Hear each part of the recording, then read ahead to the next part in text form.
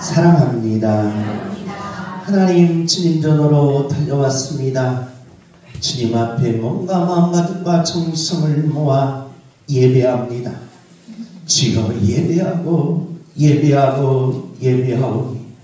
나의 간절한 예배를 받아 주옵소서. 나의 간절한 예배하오니 나의 간구한 모든 기도의 제목, 내 가정과 내 자녀와 내 모든 형제들의 기도가 응답받는 축복의 예배가 되게 하여 주옵소서. 은혜가 넘치는 귀한 예배가 되시기를 예수님의 이름으로 축복합니다. 우리 교회의 목적은 우리 설립 목적, 그리고 교회의 이상이 있습니다. 그 첫째가 신지식을 갖는 교회입니다. 우리 한번 따라서 합시다. 신지식을 갖는 교회. 왜 신지식을 갖는 교회라고 우리 교회의 목표를 정했느냐? 우리 한국 교회는 기독교가 들어온 지 약 130년이 되었습니다. 이 30년 동안 전례 없는 세계적 역사를 이루어 놓았습니다. 문제는 우리 한국 기독교가 이런 역사를 사회에, 국가에 영향이 있었어야 되는데 그 영향이 조금 부족했나 봅니다. 그러다 보니까 현금에 와서는 우리 기독교가 점점 약해지면서 많은 사회에 참으로 많은 분들의 입에 오르락 내리락 하는 그런 비판의 소리가 많아졌다는 것입니다. 그래서 교회에 오면 우리가 무엇을 해야 될까라고 고민할 때 교회 3년만 다니면 창세기부터 요한계시록까지 성경을 뭐 할 수 있어야 된다? 해석할 수가 있어야 한다는 것입니다. 그래야 우리 신앙이 흔들리지 않습니다. 왜 그렇습니까? 성경을 보면서 하나님을 만나고, 성경을 보면서 하나님과 교제하고, 성경을 보면서 내 인생의 가치와 목적과 의미를 깨닫고, 성경을 보면서 나의 미래를 열어가야 한다는 것입니다. 그래서 우리 양문교인들은 바로 3년만 다니면 우리 성경을 뭐하게 하자? 해석하게 하자. 이게 저의 꿈이었습니다. 그래서 수요일날마다 조직신학을 가르치면서 조직신학을 배우지 않고는 성경을 해석할 수가 없다. 그래서 한국교회가 바로 많은 이단들이 생긴 이유가 바로 성경을 잘못 해석하고 성도들이 성경을 해석을 못하는 데서 오는 아픔이며, 한국교회의 모든 문제는 성경 해석에 있었다는 것입니다. 그래서 우리는 바로 양문교회 성도들은 교회에 오시면 창세기부터 요한계시록까지 구약은 39권이요 신약은 27권이요 66권을 논리적 통일성 있게 성경을 해석하는 신지식 있는 교회가 될 수 있기를 예수님의 이름으로 축복합니다. 주목합시다. 주여, 성경을 해석할 수 있는 지혜를 열어 주옵소서. 주여, 성경을 해석할 수 있는 지혜를 열어 주옵소서. 이 성경 해석이 끝나면 우리는 교만해질 수가 있습니다. 왜 그렇습니까? 나의 지혜가 생기기 때문입니다. 그래서 이 지혜를 바로 나의 교만으로 바꾼다면 성경 해석은 잘못된 해석이 되고, 또한 그 해석을 통하여 잘못된 해석은 국가에 악영향을 끼쳤습니다. 칼 막스가 그랬고 또한 히틀러가 그랬다는 것입니다. 그래서 이 교만을 바로 하나님이 내게 주신 지혜를 바로 선으로 바꾸기 위해서는 우리가 주님의 형상을 담는 교회, 즉 하나님과 교제할 수 있는 바로 교회가 되어야 한다는 것입니다. 그래서 이것을 가리켜 우리는 기도라고 말합니다. 그래서 오늘 아침에 제가 주일날 아침 첫째 주는 우리 주일학교 설교를 하게 됩니다. 그래서 우리 아이들에게 2023년 마지막 설교를 뭘로 시작했느냐? 바로 기도로 했습니다. 우리가 이 땅에 살면서 보이는 세계와 보이지 않는 세계가 있는데 보이지 않는 하나님과 대화하기 위해서는 꼭 기도가 필요하다는 것입니다. 그래서 우리 아이들에게 그 설명을 어떻게 했느냐? 바로 서울에서 여기까지 전화를 하면 그 전화기가 내 귀에 들리는데 뭐 때문에 들리느냐? 우리는 보이지 않는 전자가 있습니다. 그 전자가 나의 소리를 받아서 여러분 귓대기에 넣어주는 겁니다. 그래서 여러분이 잘 들리는 겁니다. 이 전자의 역할이 위대한 겁니다. 그래서 미국에서도 저 알래스카에서도 저 지구 끝에서도 소리만 들려도 소리가 전자를 통하여 내 귀에 속삭여 준다는 것입니다. 참으로 놀라운 사실입니다. 그런데 이 전자가 사람이 보입니까? 보이지 않는다는 것입니다. 마찬가지입니다. 여러분의 소리는 입에서 나온 소리는 이 땅에 없어지지 않는다는 것입니다. 내가 욕한 거 안 없어집니다. 그래서 혼자 중얼중얼 하지 마십시오.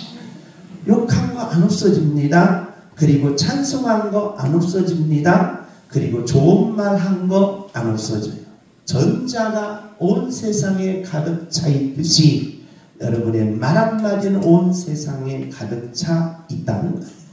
우리 기도는 누가 옮깁니까? 우리의 소리는 전자가 옮긴다면 바로 우리의 기도는 천사가 내려와서 여러분의 기도를 담아서 하나님께 올려드린다는 거예요. 우리 아이들이 귀가 쫑 못해서 그것을 잘 들어요. 내가 주일학교 설교는 근데 주일하거든요. 너무 잘 들어요. 막 은혜스럽게 그냥 눈빛으로 잘 듣는데 떠드는 아이들이 없어요. 그래 예배도 내가 주일학교 선생입니다. 그러니까 떠드는 아이들 없이 잘 집중해. 천사가 받아가지고 하나님 앞에 올린다. 그러니 기도해야 되겠니? 안 해야 되겠니? 물어볼 필요가 없어요. 따라서 합시다. 나는 평생에 기도하겠습니다. 아멘. 우리 아이들이 어른 아이들이 평생에 기도한다니 주님의 형상을 담는 것이라는 겁니다. 오늘 저는 이제 2023년 12월 첫 주입니다. 우리가 1년 동안 달려오면서 여러분이 기도 제목이 있을 것입니다.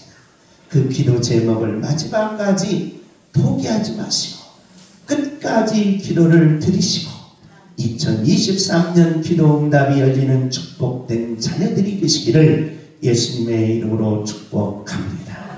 주여 내 기도를 응답하여 주옵소서.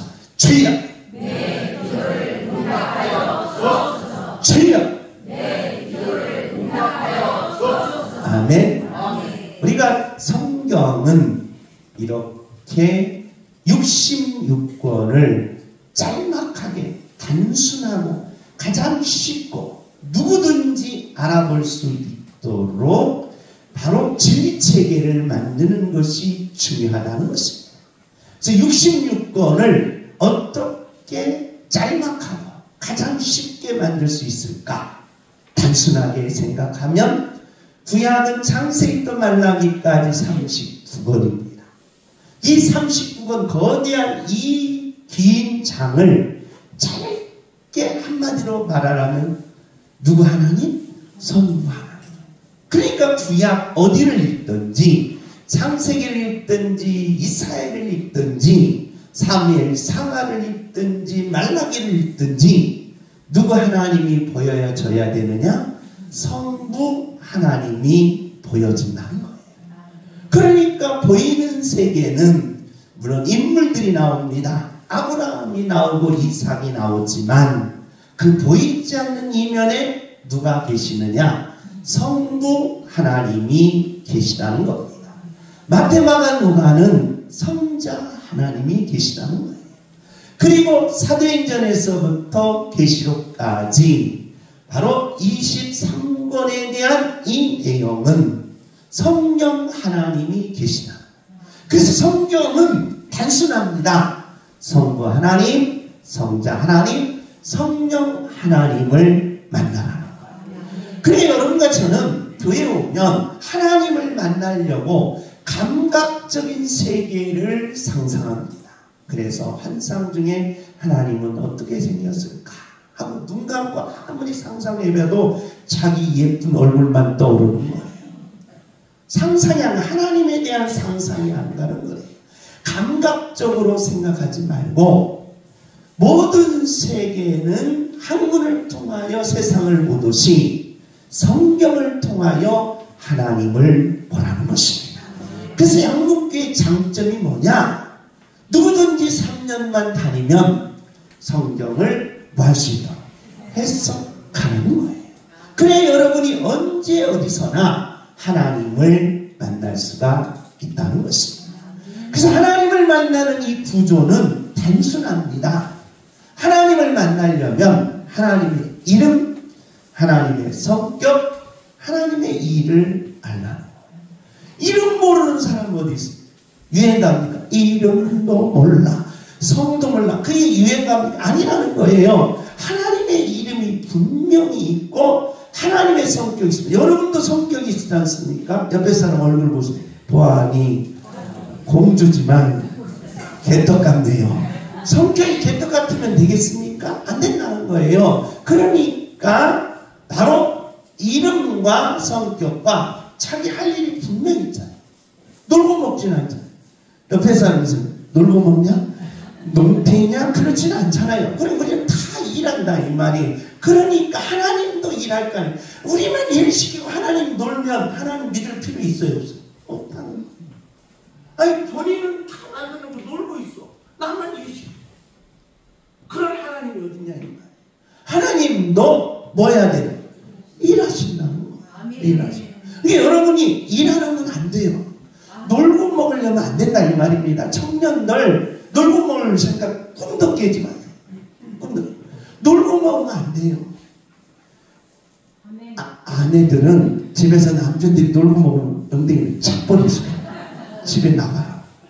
놀고 먹으면 안 된다 이 말입니다. 그러니까 하나님도 이름이 있고 성격이 있고 일이 있고, 이걸 보면 나의 이름과 나의 성격과 하나님의 일과 하나님의 성 일치될 때 그 속에 사람이 느끼지 못하는 불같은 능력이 이 안에서 팍 터진다 이 말이에요. 그것이 신앙의 묘미고 신비고 능력이라는 것입니다.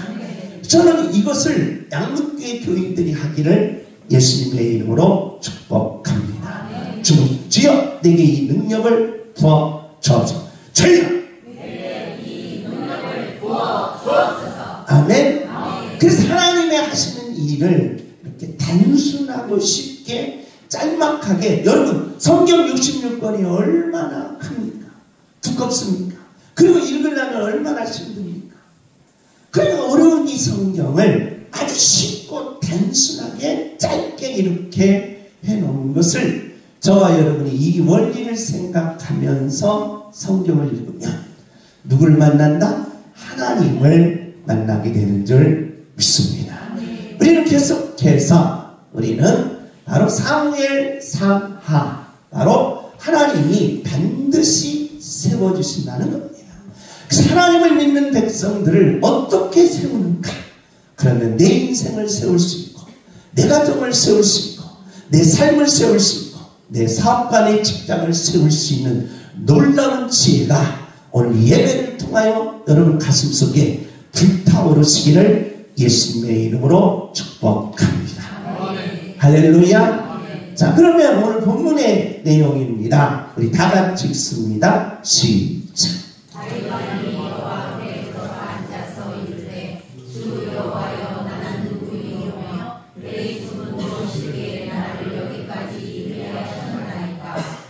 예수님 오시기 전 천년 사람이 누구냐? 다윗이었습니다. 다윗이 이제 왕이 드디어 됐습니다. 왕 됐으니 그동안의 서로, 그동안의 배고픔, 그동안의 모든 것들을 다 풀고 이제 나도 좀 편안하게, 나도 좀 이렇게 누리면서 살아야지 라고 하지 않고 하나님의 성전에 들어갔습니다. 하나님의 성전에 들어가서 질문한 거예요. 이 첫 번째 질문이 세계사적 질문이라는 거예요. 우리 다 같이 따라서 합시다. 나는 누구입니까? 왕이 된 후에 이 질문을 하는 거예요. 나는 누구입니까? 라는 질문을 하는 거예요.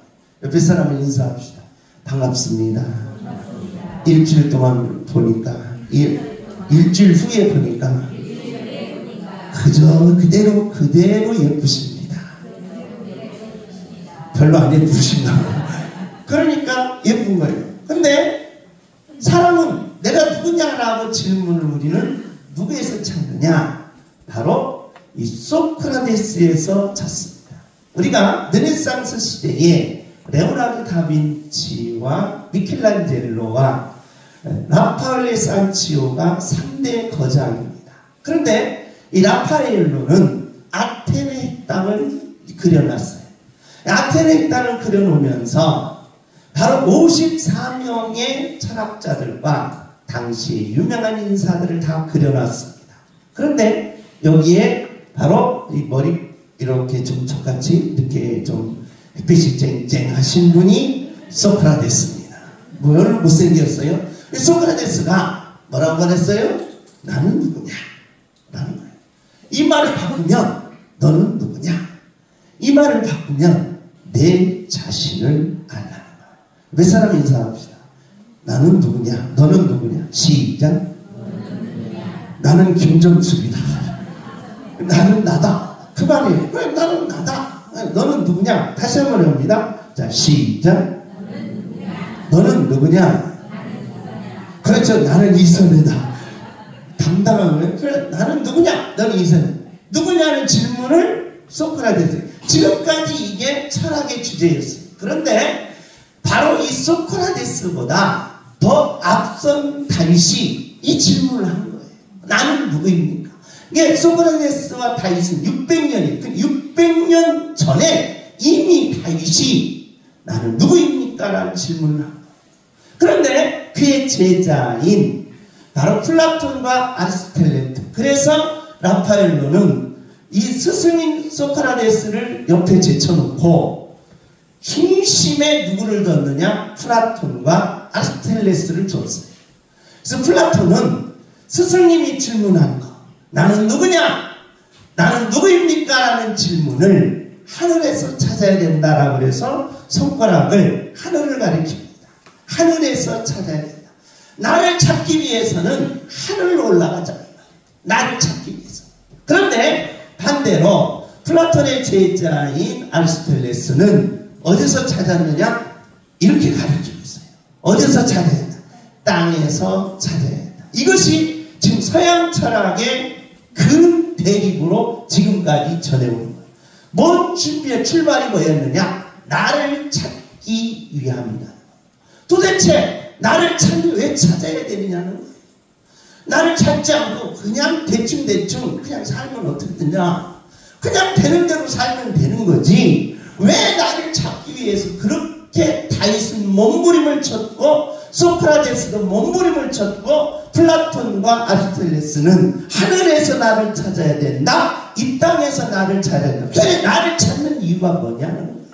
나를 찾는 이유가. 나도 몰라요. 그런데 찾는 거예요. 나를 찾는 이유가 뭐냐라고 할 때 묻는 거예요. 나를 찾는 이유. 그래서 오늘날 나를 찾는 학문이 심리학으로 대거장을 이루게 됩니다. 그래서 칼륨은 나를 찾기 위해서 어떻게 해야 되느냐? 우리가 이 땅에 살면서 보고 만지고 느끼는 나의 자아, 이것을 가리켜 지각과 경험이라고 합니다.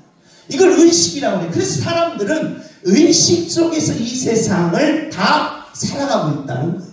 문제는 의식 속에 살아갈 때 내가 직장에 가서 살아가요. 내가 가정에서 살아가요. 내가 사회에서 살아가고 친구들과 살아가는데 그게 진정한 내 모습이냐? 그렇지 않더라. 직장에서는 윗사람 이걸 뭐라 그래? 뭔지? 눈치 보는 거예요. 눈치. 물론 여러분이 이쁘니까 눈치 안 보겠지. 그러니까 눈치 보게 되는 거예요. 눈치 보는 나가 진짜 나냐? 눈치 안 보고 버리장머리 사는 내가 진짜 나냐? 그러면서 나라는 걸 찾게 되는 거예요.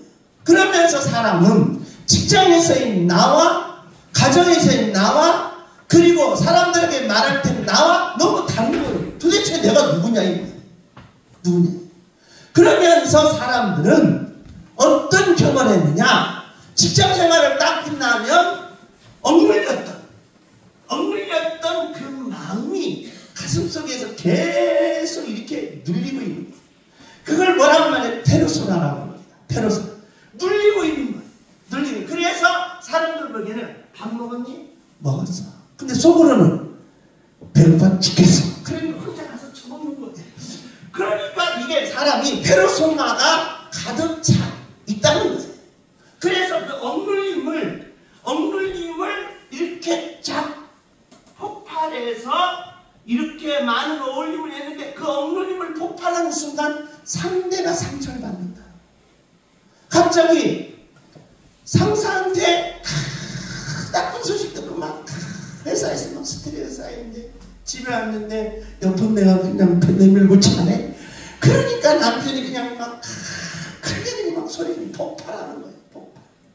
젊은 남편이 왜 이렇게 나한테 폭발하나? 하지만은 그게 직장에서 그게 쌓여있는 거예요. 그 페르소나.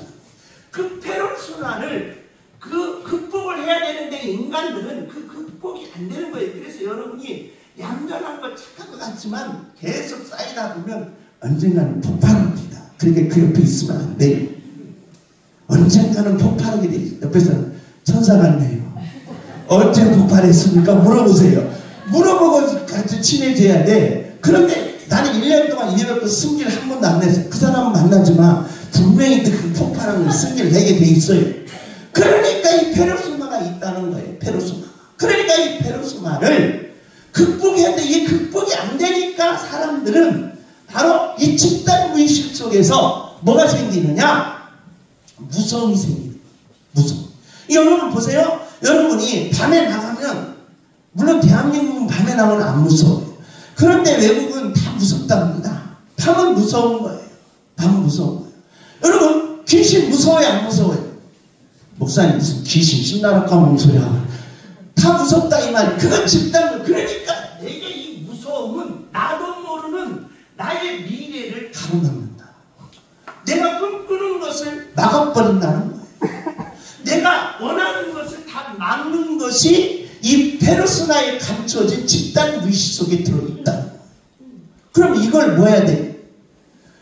걷어내고 이걸 헤쳐나가야 여러분이 꿈꾸는 거, 여러분이 원하는 거, 여러분이 마음먹은 거, 내가 비전하는 것을 반드시 이룰 수 있다는 거예요. 그래서 칼륨은 이것을 나를 찾는 여행이라는 거예요. 그러니까 사람들은 밖에 여행을 다니지만 지성인들은 자기 여행을 시킨 거예요. 지성인들은 나의 여행을 한번 가보자. 나를 찾아보자. 나를 찾고 찾으니까 바로 찾은 게 뭐였느냐?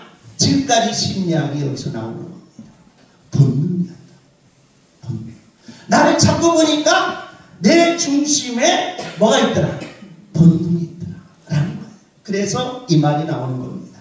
에베소서는 신경 쓰지 말고 본능대로 해. 그래서 신경 쓰지 말고 본능대로 해. 이 본능에 충실하라는 이 말이 나오게 되는 거예요. 그러니까 여러분과 제가 자 지금 오늘 다윗이 하나님께로부터 들어가서 질문하는 거예요. 나는 누구입니까? 질문하는 거예요. 그런데 왕인 다윗만 질문한 게 아니다 이 말이에요. 그래 이 땅에 살고 싶은데 저 여러분과 제가 자 지금 어렵잖아요. 생활도 어렵고 직장 생활도 피곤하고 지친데 사람들은 이렇게 말합니다. 무슨 교회 가냐? 지쳐 죽겠는데 천국이 어딨냐? 내가 지금 이 고통당하는 이게 지옥이다 라고 말할 봐요. 변증할 수가 있습니다. 그러니까 여러분과 제가 거기에 휘말리면 안 됩니다. 그러니까 이 고달프고 힘든 세상 속에서 나를 찾아야 내 능력이 발휘될 될 수 있고 내 꿈꾸는 소원이 이룰 수 있고 내 장래가 열린다는 거예요. 왜 나를 찾는 작업이 바로 다윗에게 있었다면 소크라테스는 그걸 질문으로 던졌어요. 못 찾으니까 그 제자인 플라톤이 하늘에 있다. 그 제자인 아리스토텔레스가 땅에 있다. 그래서 오늘날 그 완성이 바로 나를 찾는 심리학에서 완성은 나를 찾아보니까 뭐더라? 본능이더라. 그래서 사람은 뭔대로 충실해? 본능대로 충실하라. 옆에 사람이세요. 본능대로 충실합시다. 때리고 싶으면 때려. 욕하고 싶으면 욕해. 그럼 본능대로 충실하면 이런 사회는 무슨 사회가 되나? 개판이다. 그러니까 이거 안 된다는 거예요. 그러니까 나를 찾는 작업을 이렇게 해서는 안 된다. 이렇게 해서. 나를 찾아야 돼야 내 미래가 열리는데, 나를 찾아야 내 가정이 열리는데, 나를 찾아야 놀라운 세계의 가치관이 열리는데, 나를 본능으로 찾아서 본능대로 행해? 이거 문제가 있다는 거예요. 그래서 성 프란체스코는 이야기합니다. 자기가 예수를 믿고 다윗도 왕이면서 나를 찾게 한 몸부림을 쳤지만 그냥 평신도인 프란체스코도 나를 찾고 싶은 거예요. 왜? 인생 한 번 태어난 인생 내가 꿈꾸는 걸 이루고 싶은 겁니다. 한 번 태어난 인생 두 번 살 수는 없는 거예요. 그러면 내가 꿈꾸는 인생을 이루고 싶은 사람이 안 이루고 싶은 사람이 어디 있겠냐. 다 이루고 싶다는 거예요. 그럼 이루려면 나를 찾아야 되는데 왕만 찾느냐? 그렇지 않다는 거예요. 평범하고 아주 검소한 프란체스코도 나를 찾기 위해서 질문하는 겁니다. 예수님, 나는 누구입니까? 라고 질문하는 거예요. 그러니까 여러분도 질문해야 된다는 거예요. 내가 누구입니까? 아니 목사님, 내가 늙었는데 이 질문에 이 나이에 아니 그래도 하셔야 돼. 그러니까 주일학교든 어른이든 무도도 나는 누구냐 이 말이에요. 나는 누구냐라고 질문해야 여러분의 미래가 열린다. 이 질문을 하지 않으면 여러분의 장래, 여러분의 꿈꾸는 것이 이룰 수가 없다는 거예요. 없다는 거예요. 왜? 대로수 나의 억압된 나의 감정을 폭발할 수밖에 없어요. 그래서 양면성이 있는 거예요. 여러분, 조폭 어르신들 나쁜, 우리는 뭐라고 해요? 노라고 하잖아요. 나쁜 노씨라고 하지만 그 사람들도요 착해요. 얼마나 착한지 그냥 저 사람이 왜 저를 칼로 찔렀을까 할 정도로 그렇게 착하다는 거예요. 그럼 착한 모습이 진짜예요? 칼로 찔르고 막 때리는 게 진짜 모습. 양면성이 있어요. 아니무스가 다 있다는 거예요. 사람에게는. 그렇기 때문에 나를 찾아 승리하게 하옵소서. 주님! 나를 찾아 승리하게 하옵소서. 성 프란체스코가 질문하는 거예요. 예수님, 나는 누구입니까? 나 좀 가르쳐주세요. 나 좀 가르쳐주세요. 내가 누구인지 가르쳐주세요. 이 고달픈 세상을 이기고 싶습니다. 이 힘든 세상을 이기고 싶습니다. 이 어려운 난관을 헤쳐나가고 싶습니다.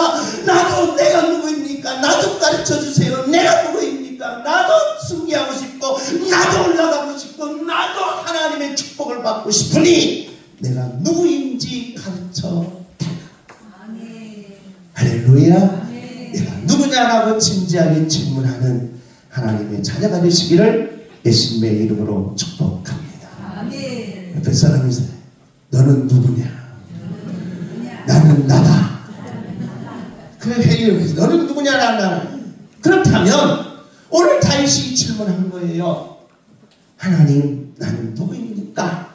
라고 질문을 하나님 앞에 드렸을 때 다윗이 나를 찾았다.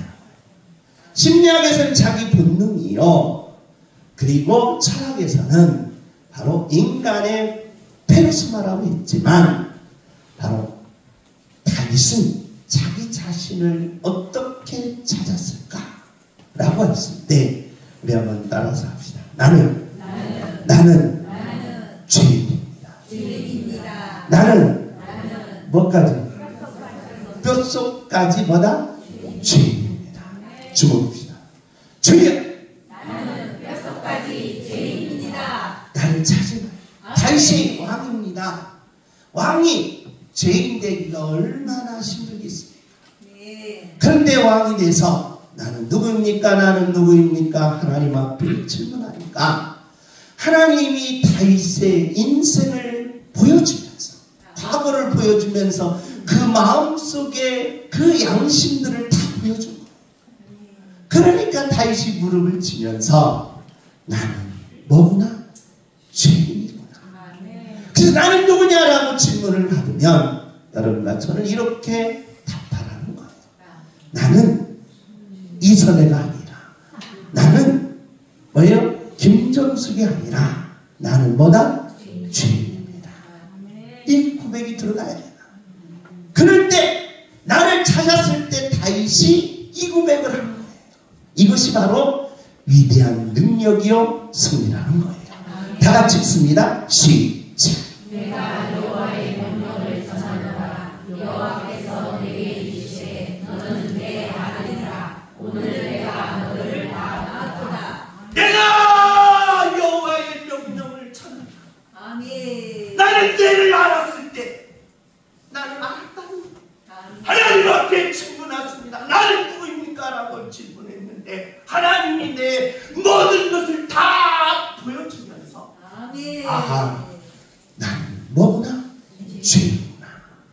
그 순간 어떤 일이 벌어졌냐? 너는 뭐다? 내 아들이다. 아멘. 내가 너를 낳았다. 아멘. 야, 내가 죄인 되는 순간, 내가 몇 순간이 죄인 되는 순간, 나를 하나님이 낳으시고, 아멘. 내가 하나님의 자녀가 되었다는 것입니다. 아멘. 이게 다윗에게는 놀라움이었습니다. 아멘. 이게 축복이었습니다. 기적이었습니다. 아멘. 그렇다면 오늘 저와 여러분이 이 땅에서 살면서 나의 장래가 열리기 위해서는 아하, 하나님이 다윗의 모든 인생 마음까지 일일이 다 보여주면서 너는 뭐다? 죄인이다라고 가르치는 순간 하나님이 다윗의 죄를 다 씻어주시고 아멘. 내가 너를 낳았다. 아멘. 이제 너는 하나님의 자녀다. 아멘. 할렐루야. 그럼 다 같이 읽습니다. 시작. 주 여호와여 주께서 이것을 오히려 적게 여기시고 또 종의 집에 있을 먼 장래일까지도 말씀하셨나이다. 주 여호와여 이것이 사람의 범인이다. 할렐루야. 아멘. 내가 누구인지 알았을 때 아멘. 다윗에게 엄청난 일이 벌어지더라. 아멘. 나의 먼 장래가 열리더라. 아멘. 여러분과 제가 나를 찾았을 때 내 장래가 열린다. 아멘. 나를 찾았을 때 내 인생의 장래가 열린다. 아멘. 우리는 내일을 알고 싶습니다. 왜 그렇습니까? 나는 너무 인생이 힘들기 때문입니다. 너무 고달프기 때문입니다. 이 지긋지긋한 인생, 이 지긋지긋한 아픔, 이 지긋지긋한 가난 빨리 벗고 싶습니다. 근데 벗어지지가 않는 겁니다. 안 벗어지니까 고달프면서 포기하고 절망하고 좌절하면서 인생이 점점 밑바닥으로 가는 것입니다. 그러면 인생의 실패자가 된다는 거예요. 그럼 나를 알아서 내 장래를 열어내라는 것입니다. 아멘. 나를 알아서 내 장래를 펼치라는 거예요. 아멘. 나를 알아서 내 장래가 복되게 하라는 거예요. 아멘. 이것이 바로 오늘 다윗이 하나님의 성령의 감동을 받아 우리에게 계시하는 것이다. 아멘. 그래서 다윗이 자기 자신을 알았을 때 알고 나니까 너무 기쁜 거예요. 그러면서 먼 장래가 보이는 거예요.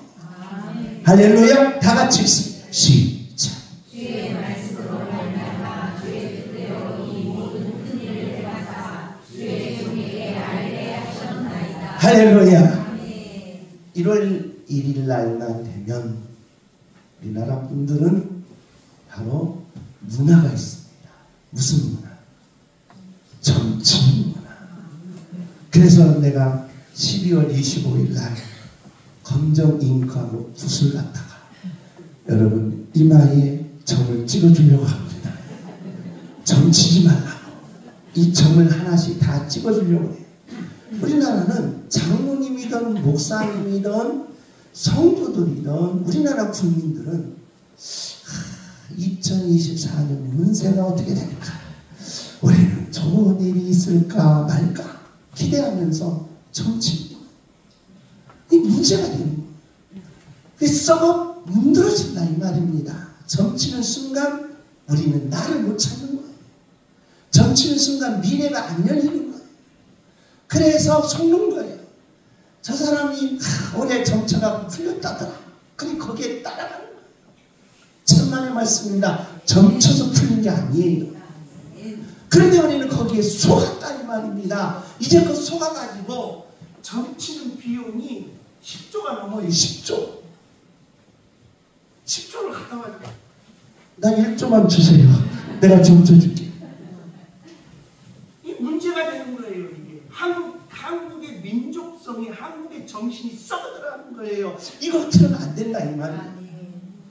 이런 썩어 빠진 정신을 가지고 미래가 열리느냐 안 열리는 거예요. 숙명론 여러분 보세요. 숙명론과 우상론은 결국에는 나라가 도태되고 인생이 도태되고 망했어요. 그래서 하나님은 성경을 통해서 예정론을 가르친 이유가 거기에 있다 이 말이에요. 그렇기 때문에 하나님이 왜 미래를 너 미래를 알려줄게 미래를 알려줄게 그렇지 않은 거예요. 네 자신부터 알라는 거예요. 내가 누구인지 알라는 거예요. 내가 누구인지 깨달으라는 거예요. 내가 누구인지 확실하게 보이라는 거예요. 그럼 후에 내가 하나님의 자녀예요. 나는 이제야 하나님의 자녀예요. 하나님이 나를 낳기에 나는 하나님의 자녀들은 반드시 먼 장래를 열어줘. 먼 장래가 나쁜 것이 아니라 큰 일이라는 거예요. 여러분, 여러분의 장래가 큰 일을 능력자들이 이루시기를 예수님의 이름으로 축복합니다. 우리 어머님은 욕을 잘하십니다. 욕을 잘합니다. 이 썩어 막 주기를 막 그러고 여러분가 썩는 것도 문제지만 죽는 것도 조용히 예쁘게 죽어야지. 썩어서 좀 되겠어요? 그 욕을 그렇게 하셨어요. 그런데 그 욕 속에 항상 뒤끝이 깨끗해요. 이 잘될 놈아, 이 축복받을 놈아, 이 기적을 이룰 놈아. 항상 이게 욕인지 이게 칭찬인지 헷갈릴 때가 있었어요. 헷갈릴 때. 그러니까 부모가 장래를 여는 것은 바로 자녀들의 이 언어에 있더라는 거예요. 내 자신의 언어를 바꾸라는 거예요. 그래서 저와 여러분이 하나님이 내 인생에, 하나님이 내 가정에, 하나님이 내 형제들에게 이런 큰 일을 할 수 있는 나를 알았다면 내 언어가 바뀌어진다. 할렐루야. 큰 일이 이루어지는구나. 축복이 이루어지는구나. 능력이 이루어지는구나. 기적이 이루어지는구나. 역사가 나타나는구나. 바뀌어진다. 예민한 자의 능력이 돼야 된다. 주여 큰 일을 이루어 주옵소서. 주여 큰 일을 이루어 주옵소서. 아멘. 이게 믿는 자의 역사라. 그러니까 하나님이 미래가 열리는 거예요. 미래가 열리는 하나님의 삶 속에서 다윗이 이렇게 말합니다. 미래가 열렸지 않습니까? 너무 고맙지 않습니까? 그래서 하나님 앞에 이렇게 말씀을 드리는 겁니다. 다 같이 읽습니다. 시작. 그런즉 주 여호와여 주는 위대하시니 이는 우리 위로는 때로는 주와 같은 이가 없고 주 외에는 신이 없음이니이다. 할렐루야. 주님은 뭐다? 위대하시다. 그냥 겉말이 아니에요. 겉말. 나는 지금 고달픈데 주님은 위대하시다. 이거 거짓말이에요. 여러분 힘든데 하나님은 위대하십니다. 이 말 나오겠어요? 안 나와요. 진짜 안 나옵니다. 아이씨, 하나님 고달프 죽겠어요. 하나님 위대하십니다. 그거 나와요? 안 나와요. 절대 안 나와요. 그런데 이 말이 언제 나오냐? 자기 뭐예요?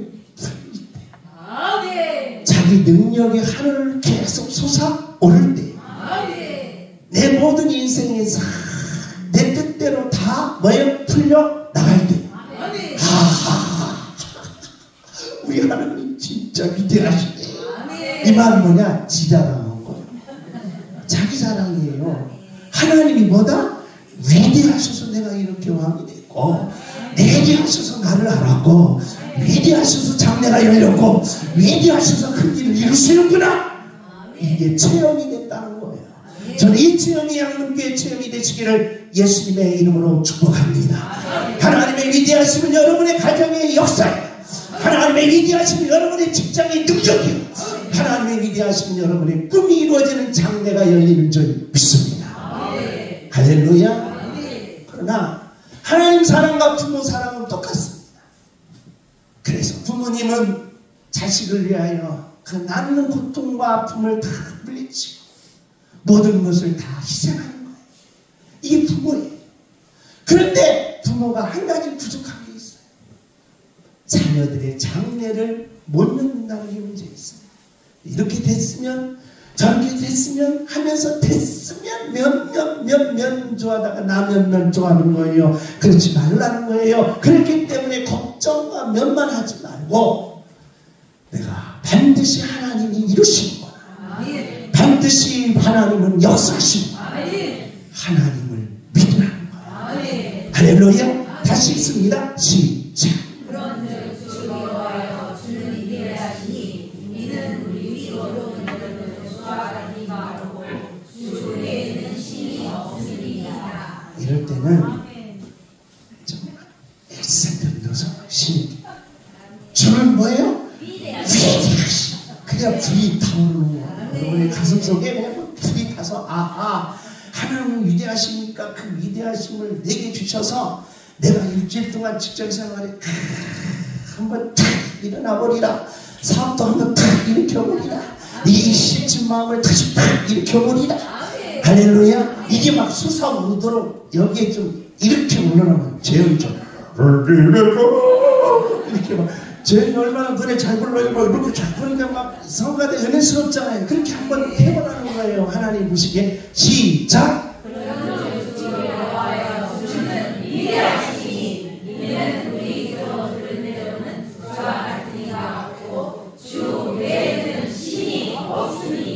여러분 이제 하나님 보실 때 야 큰 소리 친 사람에게 내가 축복 엄청나게 줄게. 그래서 다시 한번 시작. 주 여호와여 주는 위대하시니 이는 우리 귀로 들은 대로는 주와 같은 이가 없고 주 외에는 신이 없으리이다. 아멘. 아멘. 아멘. 이게 믿는 자의 능력이 되어야 한다는 것입니다. 아멘. 다 같이 읽습니다. 시작.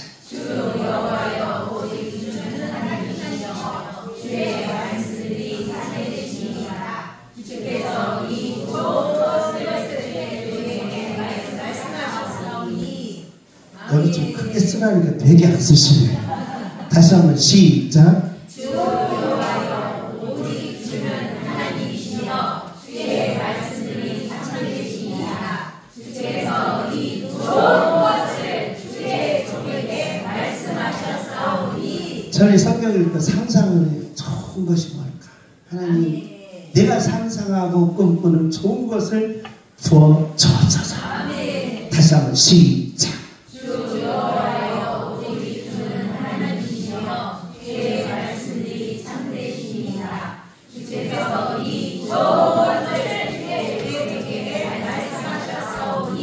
할렐루야. 다 같이 읽습니다. 시작. 이제 청하건대 주의 조를 하사 영원히 이르게 하옵소서. 주 여호와께서 말씀하셨사오니 주의 종의 주인 영원히 복을 받게 하옵소서 하니라. 아멘. 우리 교회에 1년 동안 표가 있습니다. 2023년은 믿음으로 승리하게 하옵소서. 근데 이 표가 있을 때가 있었습니다. 이 표. 왜 그렇습니까? 목회자의 소원이기 때문에. 교회 오시는 분들은 경제적으로 어려움 안 만났으면 좋겠더라고요. 진짜 그렇습니다. 우리 교회 오시는 분들은 아프지 않았으면 좋겠더라고요. 그래서 나같이 예쁘고 나같이 건강하고 나같이 밥 잘 처먹고 나같이 이렇게 막 했으면 좋겠더라고요. 이게 목회자의 부모 같은 마음이더라고요. 내가 목회를 해보니까. 그래서 하나님, 내가 할 건 없고 내가 교인들을 도와주려고 할 수도 없고 도와주다가 하나님 내가 어리석을 때가 많이 있었습니다. 그래서 나는 하나님, 내가 이렇게 기도하오니 우리 교인들이 다 주님 품에 있게 해주시고 할렐루야. 내가 그래서 이 코가 맹맹이 된 거예요. 꼭 하다가 꼭으로 바뀌어진 거예요. 복밖에 없어서. 할렐루야. 이 기도가 지금도 살아있다는 거예요. 주여 복밖에 하옵소서. 주님! 주님!